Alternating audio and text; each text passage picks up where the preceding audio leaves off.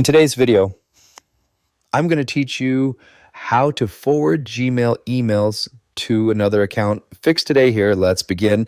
Go to the Gmail website and make sure you're already logged into the account you want to forward emails from.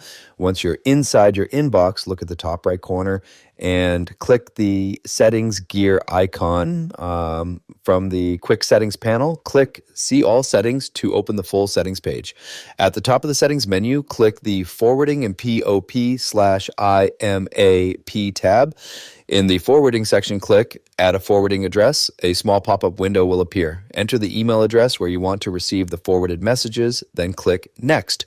Click proceed in the confirmation pop-up and then click OK to continue. Now you need to verify the forwarding address. Log into the recipient email account you just entered. Open the confirmation email sent by the Gmail team. Inside that email, click the verification link. A new page will open in your browser. Click confirm to complete the verification process. After confirming, go back to your original Gmail account settings page.